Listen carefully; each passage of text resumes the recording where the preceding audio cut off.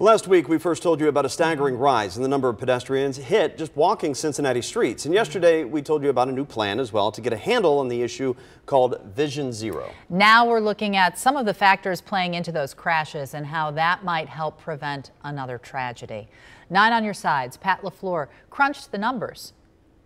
It wasn't until lifelong Westwood resident John Eby was struck in this crosswalk at Harrison and Epworth that he realized just how harrowing walking through his own neighborhood could be. Streets it's tough. I didn't realize how tough it is to actually walk across the street until I actually got hit. I mean, now I'm paranoid, right? According to police, Eby did everything right. He was in a crosswalk and he had a walk signal. He says he thinks the street lights weren't bright enough for the driver to see him. We have this light that's right here, but if you're here during the evening, it's pretty dark over here. Crash data obtained by 9 on your side described some factors in these crashes, like time of day, lighting, and location.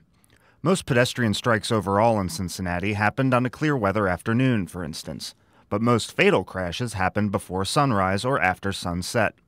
City Councilman Greg Landsman tells us a lot of factors are at play, but mostly he wants to see drivers paying attention and slowing down. I think it's a combination of a few things. I mean, mostly though, it's people speeding and folks who are distracted behind the wheel. Landsman filed a motion this week calling for major changes in how police and the city's transportation department work to prevent these crashes. I think the number of accidents and the fact that we are not in a position to say that our children and families are truly safe when they're walking around the city makes this a priority that requires additional investment. Others say the problem requires a change in people's thinking. Sharon Gary with Hamilton County Safe Communities warns people against taking their safety on the street for granted.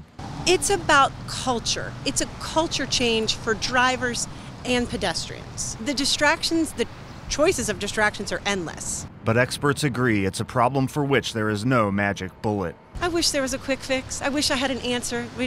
I always say I'd love to be out of a job. Now Eby tells me he walks around his neighborhood with a flashlight as the city works to correct this growing problem. Reporting from Westwood, Pat LaFleur, 9 on your side.